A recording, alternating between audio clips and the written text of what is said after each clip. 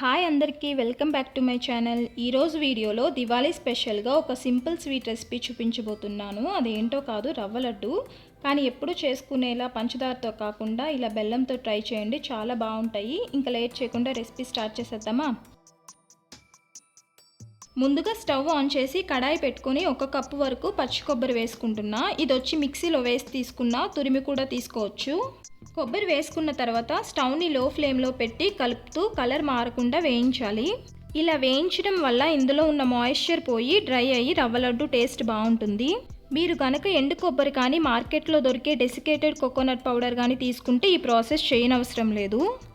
ఈ విధంగా డ్రై అయిన తర్వాత తీసి పక్కన పెట్టుకుందాం. ఇప్పుడు అదే కడాయిలో 1/2 కప్పు నెయ్యి వేసుకోవాలి. నెయ్యి కరిగిన తర్వాత మీకు నచ్చిన డ్రై ఫ్రూట్స్ వేసుకోండి. నేను ఇక్కడ కొంచెం బాదాం, జీడిపప్పు, ఎండు ద్రాక్ష వేసుకున్నా. స్టవ్ని లో ఫ్లేమ్లో ఉంచి జీడిపప్పు గోల్డెన్ కలర్ వచ్చేంత వరకు వేయించుకుందాం. 2 నిమిషాలు వేయించిన తర్వాత ఎండు ద్రాక్ష బలూన్లో ఉబ్బి జీడిపప్పు, బాదాం కూడా వేగిపోయాయి. ఇప్పుడు సెపరేట్గా తీసుకుందాం. డ్రై ఫ్రూట్స్ని వేయించుకున్న అదే నెయ్యిలో 1.5 కప్పు సూజీ రవ్వ, అదే ఉప్మా రవ్వ వేసుకోవాలి. స్టవ్ని లో ఫ్లేమ్లోనే ఉంచి రవ్వను మాడిపోకుండా ఈవెన్గా వేయించుకోవాలి. రవ్వను మనం బాగా వేయించుకుంటేనే రవ్వ లడ్డు టేస్ట్ కూడా బాగుంటుంది. మీరు ఎండు కొబ్బరి కానీ డెసికేటెడ్ కోకోనట్ పౌడర్ కానీ తీసుకుంటే ఈ స్టేజ్లో రవ్వతో పాటు వేయించాలి. 10 నిమిషాలు కలుపుతూ వేయించుకుంటే ఇలా రవ్వ కొంచెం కలర్ మారింది కదా, అలానే రవ్వ వేగిన తర్వాత మంచి స్మెల్ వస్తుంది. ఇంకా స్టవ్ ఆఫ్ చేసుకుందాం. ఇలా వేయించుకున్న రవ్వని ఒక మిక్సింగ్ బౌల్లోకి తీసుకొని పక్కన పెట్టుకుందాం. ఇప్పుడు మళ్ళీ స్టవ్ ఆన్ చేసుకొని కడాయి పెట్టి 3/4 కప్పు వరకు బెల్లం తురుము వేసుకోవాలి. ఈ బెల్లం కరగడానికి ఒక 3 టీ స్పూన్స్ వాటర్ యాడ్ చేసుకుందాం.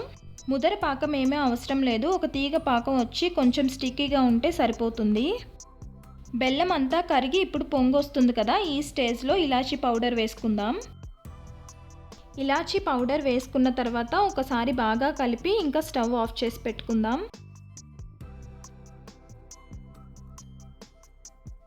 ఇప్పుడు ఈ బెల్లం పాకాన్ని ఒక బౌల్లోకి వడకట్టి తీసుకుందాం. ఇలా వడకట్టడం వల్ల ఏమైనా డస్ట్ ఉంటే రాకుండా ఉంటాయి. ఇప్పటితో ఇంకా స్టవ్ మీద చేసే ప్రాసెస్ అంతా కంప్లీట్ అయిపోయింది. ఇంక అన్నీ మిక్స్ చేసుకోవడమే. మిక్సింగ్ బౌల్లోకి తీసుకున్న రవ్వలో వేయించి పెట్టుకున్న కొబ్బరి తురుము వేసుకోవాలి.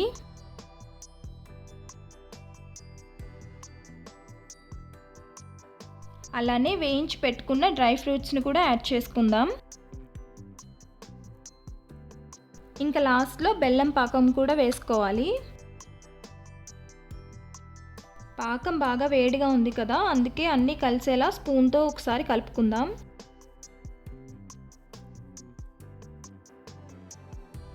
గోరువెచ్చగా ఉన్నప్పుడు చేత్తో ఒకసారి మిక్స్ చేసుకొని లడ్డు చుట్టేదానికి వస్తుందా చూద్దాము. ఇలా కొంచెం తీసుకొని లడ్డు చుడితే వస్తుంది, కానీ కొంచెం డ్రైగా ఉన్నట్టుంది. మీకు ఒకవేళ టెక్స్చర్ కరెక్ట్గా ఉంటే లడ్డూలు చుట్టుకోవచ్చు, కానీ ఇలా డ్రైగా ఉంటే కనుక 2 స్పూన్స్ నెయ్యి వేసుకొని మళ్ళీ ఒకసారి కలుపుకుందాం. ఇలా నెయ్యి వేసుకోవడం వల్ల మనకి లడ్డూలు చుట్టేదానికి ఈజీగా ఉంటుంది. ఈ విధంగా లడ్డూలు చేసుకొని ఒక ఎయిర్ టైట్ కంటైనర్లో వేసుకుంటే 10 to 15 డేస్ వరకు తినొచ్చు. నెయ్యి వేసుకొని బాగా కలుపుకున్న తర్వాత ఇప్పుడు మనకి కావలసిన సైజులో లడ్డూలు చుట్టుకోవచ్చు.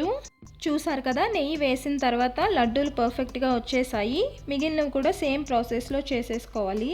ఈ ప్రాసెస్లో చేస్తే లడ్డు అస్సలు గట్టిపడదు. చూసారు కదా ఎంత సాఫ్ట్గా ఉన్నాయో. ఈ దీపావళికి మీరు కూడా ఇంట్లో ఈ రెసిపీ ట్రై చేసి ఎలా వచ్చిందో కామెంట్ చేయండి. వీడియో నచ్చితే లైక్ చేసి మీ ఫ్యామిలీ ఫ్రెండ్స్ కూడా షేర్ చేయండి. ఇలాంటి మంచి రెసిపీస్ కోసం ఛానల్ని సబ్స్క్రైబ్ చేసుకోవడం మాత్రం మర్చిపోవద్దు. Thank you for watching.